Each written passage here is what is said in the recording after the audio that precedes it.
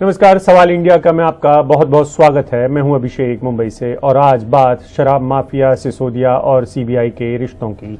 बात कुछ यूं है कि जो शराब के कारोबारियों को लेकर जो नीति बनी या शराब कारोबार को लेकर जो नीति बनी उसको लेकर अब सीबीआई के छापे हैं। ऐसा नहीं है कि ये अचानक से हुआ है, इसके पहले बाकायदा कागजी कार्रवाई शुरू हो चुकी थी और सिसोदिया के ऊपर छापे हो सकते हैं या उनकी गिरफ्तारी हो सकती है। इसको लेकर अंदेशा 1-2 हफ्ते पहले, 3 हफ्ते पहले खुद अरविंद केजरीवाल ने एक छोटी सी प्रेस कॉन्फ्रेंस करके बता दिया था। वो कह रहे थे कि मनीष सिसोदिया को घेरने वाले हैं। सत्येंद्र जैन के बाद बात सीबीआई की मनीष सिसोदिया के घर तक आ सकती है और वो हुआ भी है। शराब माफिया के साथ सांठगांठ के रिश्तों की जो कहानी है वो बेहद पेचीदा दिखाई देती है, क्योंकि नीति का मामला है। वो नीति कैसे बनी, क्यों बनाई गई, क्या उसका मकसद लोगों को मदद कराना था, कुछ खास लोगों को, और क्या उनसे कुछ पैसे की उगाही या उनके साथ रिश्वत का मामला था। ये सब तमाम चीजों पर से पर्दा हट जाएगा जब जांच पूरी होगी। लेकिन सिसोदिया के घर 8 घंटे से मौजूद है सीबीआई और जांच कर रही है। अब इसके पहले कि आगे बढ़े और सवाल इंडिया की बात करें, ये बताना बेहद दिलचस्प है कि मनीष सिसोदिया 2 तरीके से इन रेड्स का सामना कर चुके हैं। पहले जब कांग्रेस की सरकार थी तो उनके घर पर इसी तरीके से बहुत सारी छापेमारी हुई थी और उनके एक एक अकाउंट को खंगाला गया था। ये दूसरी बार है, सरकार अब बीजेपी की है और उनके अकाउंट्स या उनके घर पर छापे डालकर जांच की जा रही है कि उनका क्या हाथ हो सकता है। मनीष सिसोदिया के घर पर जो सीबीआई के छापे हैं उसमें आबकारी नीति को लेकर हैं। 7 राज्यों के 21 अलग अलग जगहों पर यह छापेमारी की जा रही है। पूर्व आबकारी कमिश्नर के घर पर भी छापे हैं और कुछ एक्साइज अधिकारियों के घर पर छापे हैं। कुछ शराब कारोबारियों के घर पर भी छापे हैं, जिसकी वजह से यह लगता है कि इस मामले में बहुत सारे तार हो सकते हैं, ऐसा सीबीआई का दावा है। और जांच में सहयोग करेंगे, मनीष सिसोदिया ये कह रहे हैं। उनकी तरफ से भी बयान आ गया है, कह रहे हैं सहयोग करूंगा ताकि सच सामने आए। और इस बारे में जानकारी के लिए इसी पर हमारा आज का सवाल कि रेड राज पर घमासान। ये जो रेड राज शब्द है ये दरअसल पहले एक वक्त में इस्तेमाल हुआ करता था, लेकिन अब दोबारा आम आदमी पार्टी इस्तेमाल कर रही है और विपक्ष के कई दल इसका इस्तेमाल कर रहे हैं। हमारे साथ इस विषय पर चर्चा करने के लिए हैं डॉक्टर विजय जौली, नेता बीजेपी के हैं, अभिषेक दत्त, प्रवक्ता कांग्रेस के, और जैस्मीन शाह, प्रवक्ता आम आदमी पार्टी। आप जैस्मीन शाह और बाकी के लोग भी जुड़ेंगे। जैस्मीन शाह थोड़ी देर में जुड़ रही है, लेकिन विजय जौली जी और अभिषेक दत्त जुड़ चुके हैं। सबसे पहले बात बीजेपी की। विजय जौली जी, ये कहा जा रहा है आम आदमी पार्टी की तरफ से, पहले एक तरीके से नैरेटिव सेट कर चुके थे अरविंद केजरीवाल कि आप लोग मनीष सिसोदिया को टारगेट कर रहे हैं और ये टारगेट होने वाला है, और इसीलिए आम आदमी पार्टी पहले से तैयार थी। देखिए, दिल्ली सरकार ने 16 नवंबर 2021 को नई शराब नीति दिल्ली में लागू की, और इससे पूर्व 1.5 साल जब दिल्ली में कोरोना चल रहा था, उस समय दिल्ली सरकार नई शराब नीति के प्रावधानों को बनाने में लगी थी। पहले दिल्ली में 475 शराब के ठेके थे, जो नई शराब नीति के चलते कन्फर्मिंग और नॉन कन्फर्मिंग एरियाज में जिनकी संख्या 850 हो गई। पहले दिल्ली सरकार ने यह कहा था कि दिल्ली में शराब की बिक्री से 6000 करोड़ रुपए का राजस्व मिलता है। फिर आम आदमी पार्टी ने कहा कि इस शराब नीति के चलते 10,000 करोड़ रुपए कमाने का दावा किया। फिर पता चला buy 1 bottle get 1 free bottle के चलते दिल्ली सरकार के राजस्व में करोड़ों रुपए का नुकसान हुआ। और इसके बाद दिल्ली के उपराज्यपाल विनय कुमार सक्सेना जी ने इस गड़बड़ी पर सीबीआई जांच की। आपका नैरेटिव आपने सेट कर दिया, ठीक है। आप जो कहना चाहते हैं, जो सियासी टोन, यही तो आम आदमी पार्टी कह रहे हैं। अभिषेक दत्त हैं हमारे साथ, उसके बाद हम जैस्मीन शाह पर भी वो भी जुड़ गए हैं। उनके पास आए। इसके पहले अभिषेक आपके पास आ रहा हूं। आपने ट्वीट किए हैं कुछ तस्वीरें, उनके राज बताइए कि वो क्या हैं, और उनका इन जो मनीष सिसोदिया है या इस आम आदमी पार्टी है उससे क्या नाता है। आपने सबसे पहले बोला कि कांग्रेस के टाइम पे मनीष सिसोदिया जी पर रेड पड़ी थी। मैं जानना चाहता हूं कब पड़ी थी, आप बताएंगे अपने पूरे न्यूज चैनल के माध्यम से। आपने बोला स्टार्टिंग में कि कांग्रेस के समय भी मनीष सिसोदिया जी पर रेड पड़ी थी, कब पड़ी थी आप बता सकते हैं मुझे? आपकी आवाज चली गई है, आपकी आवाज नहीं आ रही। मैं आपसे जो सवाल कर रहा हूँ, नहीं, मैं आपसे पूछना चाहता हूँ, आपने नहीं, आपको मेरी आवाज नहीं आ रही, मेरी आपको आवाज नहीं आ रही। नहीं, मैं आपसे पूछना चाहता हूँ, कब रेड पड़ी कांग्रेस की? बिल्कुल, इंडिया अगेंस्ट करप्शन के वक्त में, इंडिया अगेंस्ट करप्शन के वक्त में मनीष सिसोदिया की घर की जांच हुई थी। जमीन आसमान का फर्क है। आप इंडिया अगेंस्ट करप्शन को, मनीष सिसोदिया को उस वक्त में प्रणब मुखर्जी ने टारगेट पर लिया हुआ था। आपकी पूरी कांग्रेस, देखिए नहीं, अब आप इस शब्दावली पे आ गए। मैंने बोला था मनीष सिसोदिया के घर, मनीष सिसोदिया ने छापों का सामना किया है और ये दूसरी बार हुआ है। कांग्रेस के वक्त में भी छापेमारी हुई, और आप इस तरीके से ये ना कहिए कि आपने कभी सीबीआई का गलत इस्तेमाल नहीं किया। एक पूरी फहरिस्त में निकाल के आपको, आप चाहें तो आपको ट्वीट कर दूंगा, या आप चाहें तो ईमेल कर सकता हूं आपको। अगर आप मेरे सवाल पर आएंगे तो मैं उस सवाल, ठीक है, मैं आपको फिर से करेक्ट कर रहा हूं। मनीष सिसोदिया दूसरी बार इस तरीके का सामना कर रहे हैं। पहले कांग्रेस के वक्त में भी उनकी जांच हुई है, और तब आपने एक अकाउंट खंगाला था उनका, ठीक है, और दूसरी बार बीजेपी के राज में भी उनके यहां पे सीबीआई की अब रेड हो रही है। तो अलग अलग बातें हैं। आप कह रहे हैं कि उस समय आम आदमी पार्टी नहीं बनी थी, मैं कह रहा हूं मनीष सिसोदिया के यहां पे दूसरी बार जांच हो रही है, ठीक है। अब आप मेरे सवाल का जवाब दीजिए कि आपने जो लिस्ट जारी की है, ठीक है, जो आपने कुछ तस्वीरें जारी की है, और यहां पर सब्जेक्ट ये नहीं है कि उनके यहां पे दोबारा कांग्रेस के वक्त में हुई थी या नहीं हुई थी। मैं आपको इस डिस्कशन में इसलिए लेके आ रहा हूं क्योंकि आपने कुछ तस्वीरें जारी की और आप कुछ रिश्ता बताना चाहते हैं। देखिए, मैं तो रिश्ता जानना चाहता हूं, आपके माध्यम से भी जानना चाहता हूं कि दिल्ली के लॉकडाउन के समय, जब दिल्ली का आम आदमी ऑक्सीजन और बेड्स की वजह से रोड पे अपनी जान दे रहा था, उस समय ऐसे कौन से लोग हैं जिनके लिए नई एक्साइज पॉलिसी बनाई गई?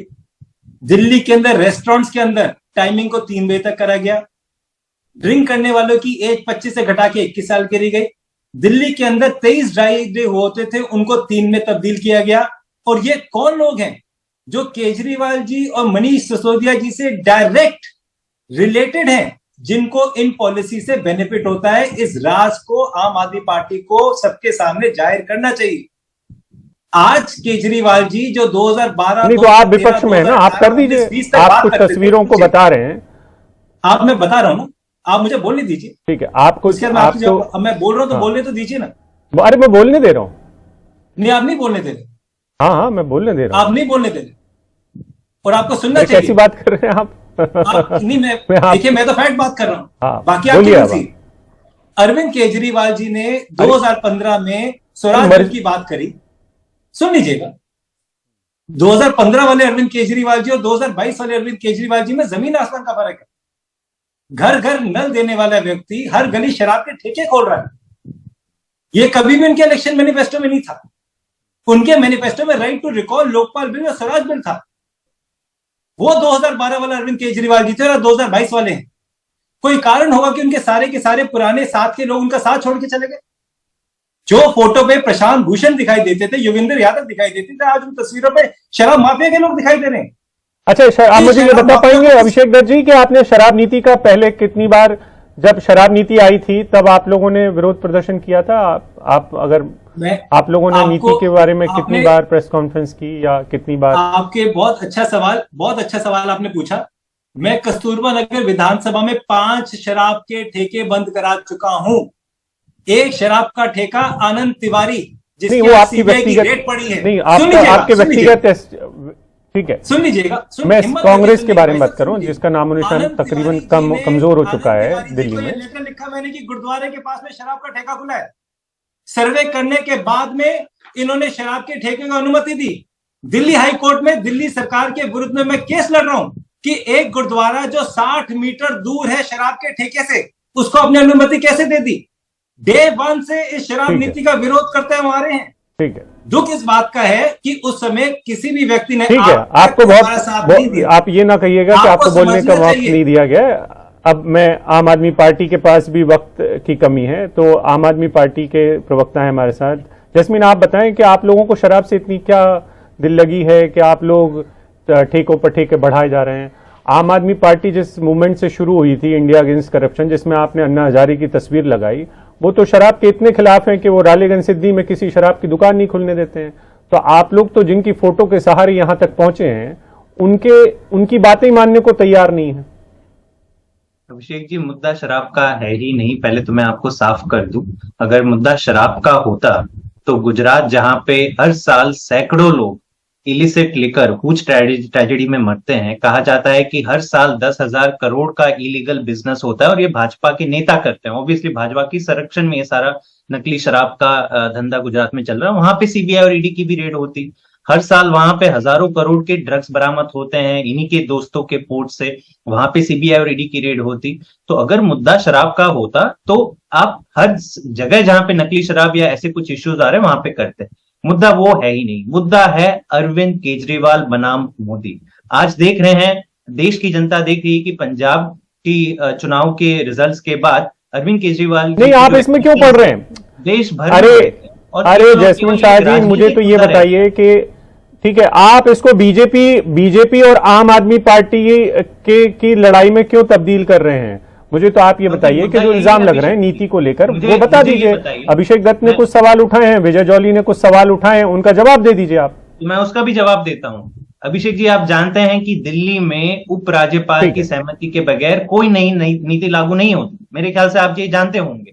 तो ये जब शराब नीति बनी, जो एक मॉडर्न प्रोग्रेसिव फ्रेमवर्क में, जहां पे सरकारी दुकानें पहले चलती थी, वहां पे सारा करप्शन होता था, या जो भी एक लिकर माफिया ऑपरेट करता था, भाजपा ही ऑपरेट करते थे ये सारा, उसको हमने तब्दील किया। एलजी ने उसे मंजूरी दी और जितनी पुरानी शराब की दुकानें थी 850 उतनी का ही प्रावधान यहां पे रखा था। मैं आपको बता दूं कि दिल्ली की आबादी के अनुसार 22,000 लोगों पर एक शराब की दुकान दिल्ली में है। नोएडा में चले जाइए 1400 लोगों पर एक शराब की दुकान है।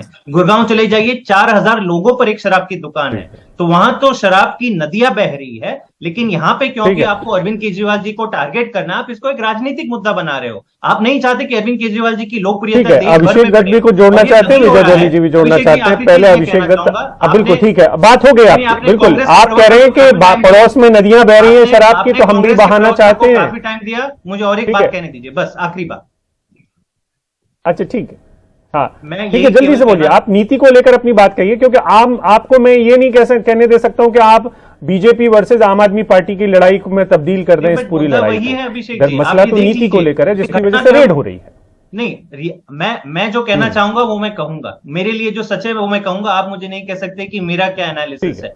बात सही है कि आज न्यूयॉर्क टाइम्स में पहली बार देश में किसी सरकारी स्कूलों की वाहवाही हो रही है। फ्रंट पेज पे ये खबर छप रही है। 2 दिन पहले केजरीवाल जी ने make India great, make India number 1 campaign launch किया, जहां पे अब हम ये देश भर के कोने कोने में ये मैसेज ले जा रहे हैं कि हम सरकारी स्कूल और अस्पताल ठीक करेंगे। और मोदी जी इसका क्या रिस्पॉन्स देते हैं? सीबीआई की रेड कर। लेकिन हम इसे स्वागत करते हैं। हमें कहीं किसी से कुछ डरना नहीं है, कुछ छिपाना नहीं है। 150 से ज्यादा ऐसे आप न्यूयॉर्क टाइम्स पे लेके जाएंगे, आप खलीज टाइम्स पे लेके आएंगे, लेकर जाएंगे, लेकिन मैं बार बार आपको शराब नीति के मसले पर लेके आऊंगा, क्योंकि मसला शराब, अगर देखिए उसमें कुछ गड़बड़ी है, और अगर विपक्ष यहां पर आपके विपक्ष में अगर कांग्रेस और बीजेपी बैठी है, और तो उनको सवाल उठाने का अधिकार है, जैसे आप नरेंद्र मोदी पर सवाल उठाते हैं। अभिषेक दत्त जी, जल्दी से आप अपनी बात जोड़िए, फिर मैं विजय जॉली जी के पास भी जाऊंगा। देखिए, सिर्फ 2 चीजें मैं बहुत क्लियरली को कहना चाहता हूं।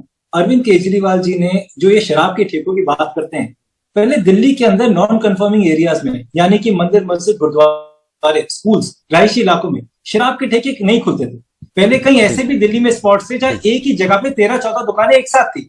वो इसलिए थी कि आसपास के लोग मना करते थे, तो वो सिर्फ और सिर्फ कमर्शियल जगह पे खोली जाती थी। इस पॉलिसी में लिकर माफियाओं को मदद करने के लिए हर गली ठेके का काम केजरीवाल जी ने करा। और दूसरी चीज, पहले 7 तारीख जब आपको तनख्वाह मिलती थी, आप उस दिन ड्राई डे हुआ करता था। आज समस्या क्या है दिल्ली में? जिस दिन आपको तनख्वाह मिलती है, तनख्वाह के बाद आप निकलते हो तो बड़ा सा बोर्ड लिखा होता है कि एक पेटी पे एक पेटी फ्री। ये सारा का सारा पैसा केजरीवाल जी की झोली में जाता है। हमको समझना पड़ेगा कि जो भी चेंजेस लिकर पॉलिसी में हुई हैं, वो केवल और केवल कुछ लोगों को खुश करने के लिए हुई हैं, और इसको जरूर सीबीआई के माध्यम से इसकी जांच होनी चाहिए। और केजरीवाल जी को अपने 2012, 15 और 20 के मैनिफेस्टो विजय जॉली जी के पास जाऊं। अभिषेक जी ठीक है, अभिषेक जी मुझे एक बात बस समझा दीजिए कि अगर सेल हो रही है, तो सेल तो एक्साइज डिपार्टमेंट की मुहर के साथ होती है, बाकायदा अकाउंटेड होते हैं। तो एक पेटी पर एक अगर फ्री हो जाता है, तो वो तो टोटल सेल में काउंट हो रहा होगा। तो उसका पैसा अरविंद केजरीवाल के पास कैसा जा रहा होगा? नीति में ये हो सकता है, आपकी बात एक वक्त के लिए मानी जा सकती है कि सेल बढ़ जाएगी तो लिकर माफिया का प्रॉफिट बढ़ जाएगा, उसमें से आप कुछ साबित कर पाए अगर कि वो पैसा निकल कर अगर अरविंद केजरीवाल की पार्टी के पास जा रहा हो, उसके लिए आपको साबित करना होगा। लेकिन ये सेल बढ़ने से या एक पर एक फ्री देने से कैसे अरविंद केजरीवाल के यहाँ पैसा जाता है? अभिषेक जी, दिवाली के दिन आप लक्ष्मण माँ की पूजा करते हैं, उस दिन दिल्ली में दारू खरीद सकते हो। होली के दिन होलिका जलाते हो, उस दिन दिल्ली में दारू ले सकते हो। तो केजरीवाल जी तो चाहते हैं कि बच्चा 18 साल का पास हो। नहीं तो आप अपने राज्यों का उदाहरण सेल तो बढ़ सकती है। आपने वहां पे क्या लागू कर रखा है? हमने कांग्रेस पार्टी ने ठीक है, नहीं अभिषेक दत्त जी आपको दिया था इस देश को राजीव गांधी जी के माध्यम से, और केजरीवाल जी ने देश की युवा जनता को दारू पीने का अधिकार दिया है। ये सोच में फर्क है। और केजरीवाल जी को तो लेकिन आप मेरे सवाल अभिषेक दत्त जी आपने मुझे अभी तक ये नहीं समझाया। ठीक है, ठीक है अभिषेक दत्त जी, मैं आपके बाद दोबारा आऊंगा। आपने मुझे अभी तक ये नहीं समझाया है, या आम आदमी पार्टी या दर्शक कोई नहीं, कि भाई ये डबल एक पर एक फ्री मिलने से अरविंद केजरीवाल तक पैसा कैसे पहुंचता है। पैसा तो एक्साइज डिपार्टमेंट के पास आ रहा होगा और वहां से फिर अगर जा रहा होगा तो उसको आपका रूट आपको बताना पड़ेगा। अरविंद केजरीवाल तो मुख्यमंत्री है ना सरकार के, भाई साहब। अरविंद केजरीवाल जी सरकार के मुख्यमंत्री। नहीं, मैं आपसे नहीं, आप मेरी बात नहीं समझ रहे हैं, शायद सवाल नहीं समझ रहे हैं। मैं आपसे ये कह रहा हूँ कि अकेला मुख्यमंत्री है जिसके पास कोई भी विवाद नहीं है, केवल बंगला है, गाड़ी है, सुरक्षा है, सब ठीक कुछ है। मैं आपसे ये पूछ रहा हूँ कि आप मुझे नीति में बताइए ना दत्त साहब, आप मुझे इस नीति में ऐसा कोई बताइए कि भाई ये एक पर एक फ्री करने से आम आदमी पार्टी के पास पैसा कैसे पहुंचेगा, ये बता दीजिए। अरे आप मुझे एक बात बताइए अभिषेक भाई, जब आप दिल्ली के अंदर 3-3 बजे तक शराब की दुकानें खोल रहे हैं, दिल्ली के अंदर नाइट क्लब सुबह के 5 बजे तक चल रहे हैं, 21 साल की एज को एक एनआरआई एक व्यक्ति है, उसका नाम मैं आपको उसकी फोटो दिखाना चाहता हूं, वो व्यक्ति एनआरआई नेशनल रेस्टोरेंट एसोसिएशन का मेंबर है, वो पूरी पॉलिसी लेके आता है। क्या जरूरत थी इस पॉलिसी को बनाने की जहां दिल्ली के 3 बजे तक शराब की दुकानें खोलना चाहते हो, रेस्टोरेंट और बार खोलना चाहते हो? बताइए, केजरीवाल जी ने 2012 से लेकर 2020 तक कभी बात करी है सब? क्या प्रेशर है इनके ऊपर? लेकिन मैं आपका एक थोड़ा सा ध्यान आकर्षण दे देता हूं। ये बात शायद आपको, आप तो मुंबई आते रहते हैं अभिषेक दत्त जी, आपको पता है कि मुंबई में लंबे समय तक दुकानें खोलने के लिए नहीं 6 साल से के बीच में मैंने आपको देख लिया है मुंबई में। आप आए? मैं मुंबई नहीं आया भाई साहब, कोरोना के पहले। खैर वो उसमें नहीं जाऊंगा मैं कि आप, ठीक है, मैं उसमें नहीं जा रहा हूं कि आप कहां पे आते हैं कहां नहीं जाते हैं। मैं इस पे आ रहा हूं कि मुंबई में आपकी पार्टी, महाराष्ट्र में अभी 6 महीने पहले तक आपकी जो सरकार थी, उस सरकार में यहां पर भी, जिसको कांग्रेस सपोर्ट कर रही थी, यहां पर भी लंबे समय तक आधी रात तक और उसके बाद दुकानें खोलने और पब खोलने के लिए, क्योंकि नाइट लाइफ को बढ़ाने से टूरिज्म बढ़ता है वगैरह वगैरह, ये बहुत सारे आर्ग्यूमेंट हैं। खैर विजय जोली जी आपके पास आ रहे हैं, आप नीति को लेकर बताइए कि नीति में ऐसा क्या है जिसमें भ्रष्टाचार है, जिसकी वजह से हमें आम आदमी पार्टी के ऊपर उंगली उठानी चाहिए। देखिए, मैं सबसे पहले तो ये स्पष्ट कर देना चाहता हूं कि आज की सीबीआई रेड्स के अंदर ना तो मोदी सरकार का और ना ही भारतीय जनता पार्टी का कोई हाथ है। हाँ, ये जरूर है, पहले दिल्ली सरकार के ऐसी बातें मत करें, ठीक है। ये ना पूरे दर्शकों को बड़ा मजाकिया लगता है कि आप लोग जब ये कहते हैं, हम सबको पता है कि सीबीआई कैसे काम कर दी, मेरी पार्टी के ऊपर प्रधानमंत्री तो इस बात को हटा देते हैं। अब आप आगे बढ़िए। और आप कहते हैं कि मैं ये बात नहीं बोलूंगा, आप क्या बात करते हैं? अरे ठीक है, मैं आपको भी देखिए, आम आदमी पार्टी नहीं, विजय जोली जी, आम आदमी पार्टी नहीं, आम आदमी पार्टी भी इसको बीजेपी वर्सेस कांग्रेस करना चाहती है, बीजेपी वर्सेस आम आदमी पार्टी करना चाहती है। ये नहीं होना चाहिए। आप आम आदमी पार्टी के ऊपर इल्जाम लगाइए, जो लगाना है, आपका सियासी लड़ाई है वो। मैं आपसे पूछ रहा हूं भाई, आपका इस नीति में क्या गड़बड़ है? इस नीति से पैसे कैसे बनाए गए? तो आप क्या सोचते हैं कि मैं चुपचाप होकर सुनता रहूंगा, उनका खंडन भी नहीं करूंगा? नहीं, आप कुछ, अरे वो आप रास्ते में आपकी ये स्टूडियो बताना चाहता हूं। पहले मेरी नहीं, आप दिल्ली के अंदर पुरानी शराब नीति के तहत दिल्ली सरकार के जो सरकारी निकाय थे वो शराब बेचते थे। 16 नवंबर 2021 को इन्होंने दिल्ली का पूरा शराब का बिक्री का मसला निजी ठेकेदारों को दे दिया, और उन ठेकेदारों को जिनकी शराब की कंपनियां भी थी, तो दोनों तरफ से मुनाफा कमाएंगे। बड़े बड़े शराब के मैन्युफैक्चरर से, निर्माताओं से अंडरहैंड कमीशन लेंगे। अब ऐसा क्या हो गया कि 30 जुलाई को पुरानी शराब नीति जो दिल्ली सरकार लाई थी उसको कैंसिल कर उसको निरस्त कर अब दोबारा से एक नीति ले आए हैं। और आपके माध्यम से मैं पूरे देश की जनता को बताना चाहता हूं कि अब नई नीति के तहत दिल्ली सरकार के निकाय विशेषकर DSIIDC, DTTDC, DCCWS और DSCSC जो दिल्ली सरकार के ये 4 निकाय हैं ये शराब बेचेंगे। अब हम दिल्ली सरकार से पूछना चाहते हैं, आप नीति लाए, आपने बड़े बड़े वादे किए, 10,000 करोड़ रुपया दिल्ली को इस शराब की बिक्री से आपका राजस्व बढ़ रहा है, रातों रात उसके अंदर कमी हो गई। दिल्ली के उपराज्यपाल ने सीबीआई की डिमांड की, आप कहते हो कि सीबीआई की डिमांड गलत है। आपके सत्येंद्र जैन मनी लॉन्ड्रिंग में अभी कोर्ट के ऑर्डर से तिहाड़ जेल में बंद है। अब आप कहते हो कि नहीं जी हम तो विपक्ष को ये झूठ है, ये मिथ्या है, और आप जो आरोप लगा रहे हो वो भ्रष्टाचार दिल्ली सरकार पर लगे हैं। पहले 21 डाई दे थे दिल्ली में, इन्होंने उसको कम करके 3 कर दिया। पहले 475 शराब के ठेके थे, इन्होंने उसको बढ़ाकर 850 कर दिया। फिर उसका रेवेन्यू क्यों कम हुआ? अच्छा, मुझे विजय जी, मैं इसके पहले के आपसे जो सवाल हूं, आपके माध्यम से चाहता हूं कि आम आदमी पार्टी के प्रवक्ता मुझे विजय जी, ठीक है, वो जवाब दे रहे हैं, लेकिन उसके पहले वो आपके सवालों का जवाब देंगे। उसके पहले मुझे आप एक बता देंगे, एक चुनी हुई सरकार 400 के अंदर पेड एडवर्टाइजमेंट से जो इन्होंने नहीं वो न्यूयॉर्क वाले सवाल का जवाब भी लेंगे, ठीक है।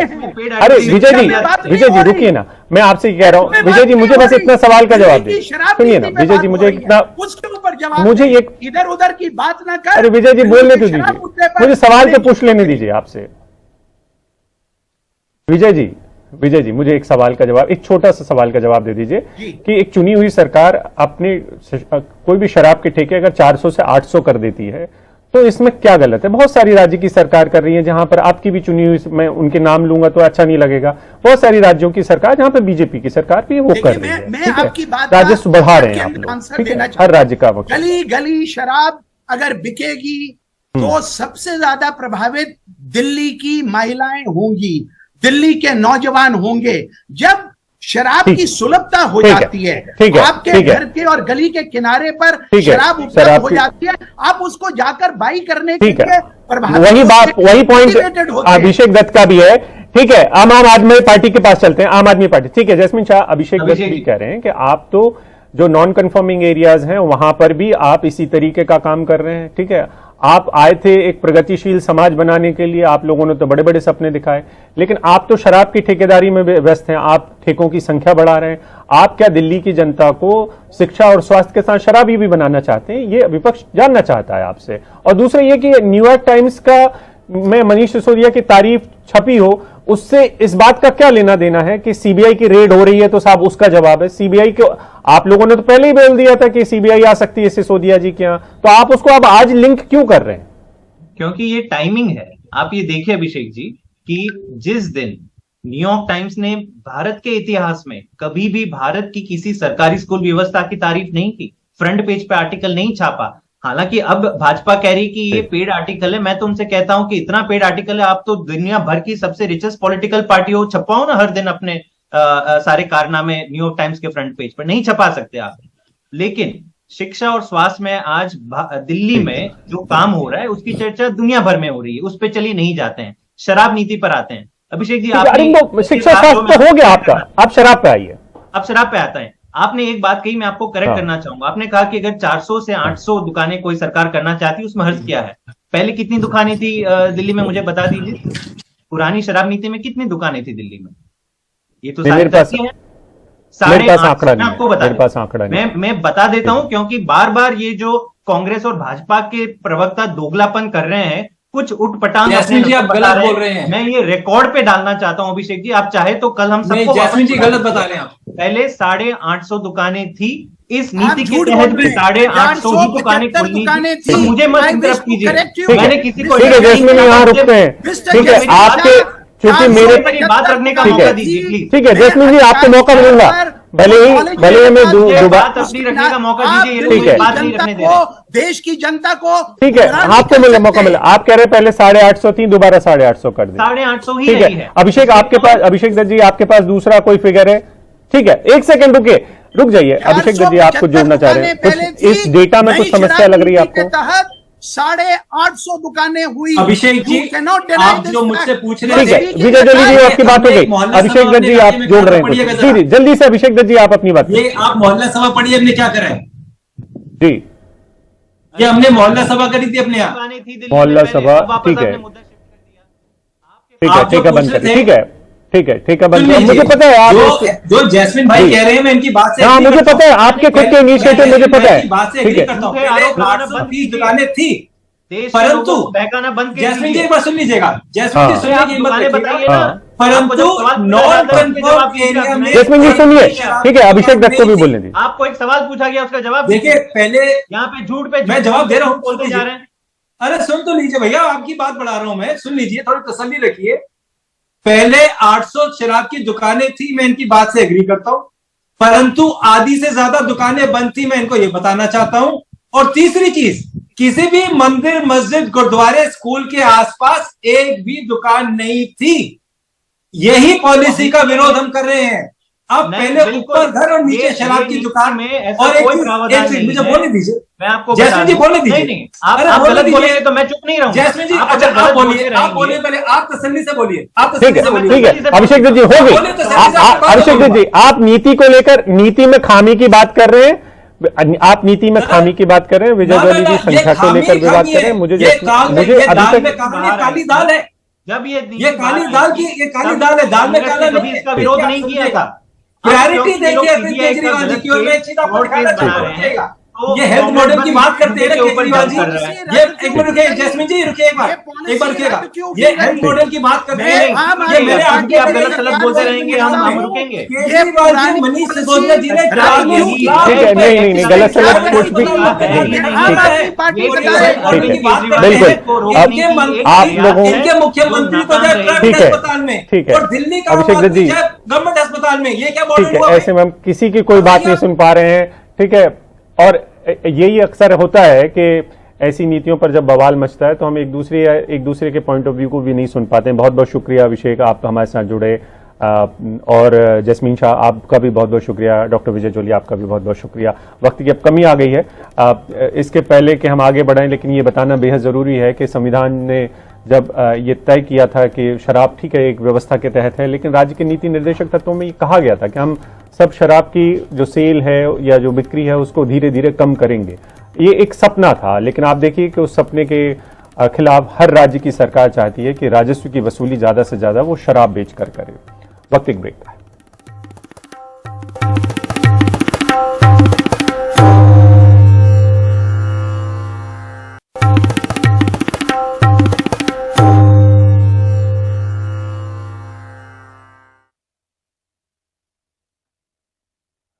और आज आम आदमी पार्टी और बीजेपी के बीच में एक और जंग चल रही है, वो चल रही है न्यूयॉर्क टाइम्स की खबर पर। न्यूयॉर्क टाइम्स ने एक तस्वीर छाप दी है जो कि दिल्ली से है, और इसमें मनीष सिसोदिया के कुछ छोटे से टुकड़े को भी लिया गया, यानी कि इंटरव्यू को टुकड़ा छापा गया है। और आम आदमी पार्टी का दावा है कि इस अखबार में तारीफ की गई है, और जिसकी वजह से ये छापे एक प्रतिक्रिया के तौर पर छापे डाले जा रहे हैं। बीजेपी कह रही है कि विदेशों में भी आम आदमी पार्टी विज्ञापन दे रही है और उसी की वजह से ये सब कुछ हो रहा है। तारीफ से चिढ़ गए हैं आम आदमी पार्टी, ये कहना चाहती है। बीजेपी कह रही है कि पैसे देकर खबर छपवाई गई है।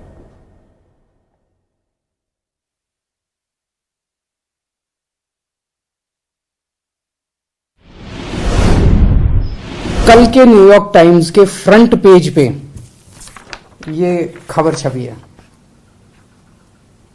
दुनिया के सबसे शक्तिशाली देश के सबसे बड़े अखबार के फ्रंट पेज पे ये दिल्ली के शिक्षा मॉडल पे खबर छपी है, और इस खबर में लिखा हुआ है कि दिल्ली के अंदर, भारत में दिल्ली के अंदर शिक्षा क्रांति हो रही है। दिल्ली के सरकारी स्कूल बहुत शानदार हो गए हैं। दिल्ली के सरकारी स्कूलों में अब लोग अपने बच्चों को प्राइवेट स्कूलों से नाम कटा कटा के दिल्ली के सरकारी स्कूलों में भर्ती करा रहे हैं। और दिल्ली के सरकारी स्कूलों में पढ़ने वाले गरीब बच्चे अपना अच्छा करियर बना बना के अपने अपने परिवारों की गरीबी दूर कर रहे हैं। मैं एक सवाल पूछना चाहता हूं कि अगर एक दिन में 2 खबर 2 अखबारों में लगती है और दोनों में सेम ही फोटो लगती है और वर्ड टू वर्ड सेम लिखा जाता है, तो वो क्या होगा? क्या वो जेन्युइन होगी न्यूज? ये दोनों अखबार का फोटो है, एक है न्यूयॉर्क टाइम्स, एक है खलीज टाइम्स। दोनों में जो रिपोर्टर है एक ही रिपोर्टर है, वर्ड टू वर्ड सेम लिखा हुआ है, एकदम सेम पिक्चर, एकदम जो 6 पिक्चर इसमें डाली हुई है, मेरे पास में और भी पिक्चर्स हैं, जो 6 पिक्चर इसमें न्यूयॉर्क टाइम्स में है वही 6 पिक्चर खालिज टाइम्स में। ऐसा होता है क्या?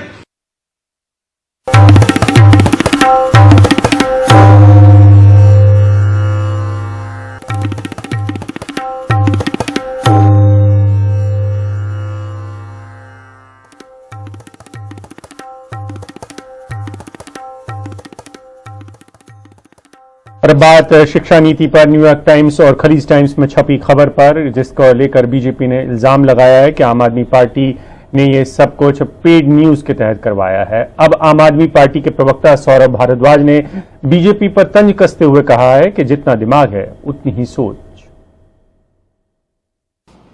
जो आर्टिकल न्यूयॉर्क टाइम्स के अंदर छपा है पहले पेज पे, वो आर्टिकल एक खलीज टाइम्स करके यूएई के अंदर एक अखबार छपता है, उसके अंदर भी वो आर्टिकल छपा है। अब क्या अनपढ़ पन्ना यही होता है? इन्हें मालूम ही नहीं है कि अब एएनआई की कोई न्यूज है या पीटीआई की कोई न्यूज है, और पीटीआई की न्यूज जो है वो टाइम्स ऑफ इंडिया में छप गई और हिंदुस्तान टाइम्स में छप गई और एक्सप्रेस में छप गई और हैदराबाद के अंदर डेक्कन क्रॉनिकल के अंदर छप गई। कह रहे अरे टाइम्स ऑफ इंडिया में भी छपाई, पैसे देके वहां डेक्कन क्रॉनिकल में आंध्र प्रदेश में छपाई, पेड न्यूज है। जितना दिमाग उतना ही सोच सकता है इंसान।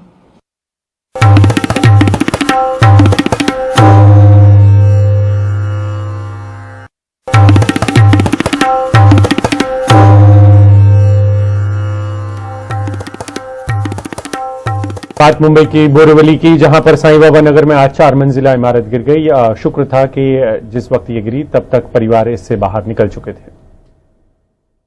मुंबई के बोरीवली में आज दोपहर 12 बजे के करीब एक बड़ा हादसा हुआ। यहां पर एक बिल्डिंग थी जो ग्राउंड प्लस 3 गीतांजलि बिल्डिंग का नाम था, वो अचानक से भरभरा कर गिर गई। हम देख सकते हैं कि किस तरह से उसका ये पूरा बिल्डिंग का मलबा है। इसी बिल्डिंग में रहने वाले, हालांकि आज सुबह वो यहाँ पर नहीं थे, लेकिन इसी बिल्डिंग में पहले रहा करते थे, वैसे एक शख्स हैं हमारे साथ, और हमारे साथ दूसरे एक शख्स हैं जिन्होंने कि पूरे हादसे को अपनी आंखों से देखा है। तो अब तो काफी पुरानी हो गई थी, खतरनाक भी घोषित कर दी गई थी। तो आप कब तक इस बिल्डिंग में थे? आज से आप 1978 से मैं रहता था। आज भी थे क्या? अभी क्या हो गया कि मेरे लड़के ने बोला कि बिल्डिंग खतरे में है, आप जल्दी से जल्दी खाली कर दो। तो मैंने 6 महीने पहले खाली करके दूसरी जगह भाड़े में रहता था। ये घर खाली था? खाली था। और बाद में क्या किया कि बाबा ये खाली होती है, तो सभी को बोला खाली करो करके। बाद में मैंने जब 10 बजे मुझे मालूम पड़ा कि बिल्डिंग को बड़ा क्रैक गिरा है, बिल्डिंग उचित ये नहीं है, धोखादायक है, सभी को फोन करके बोला कि तुम जल्दी से जल्दी बिल्डिंग से बाहर आ जाओ। अच्छा, आपने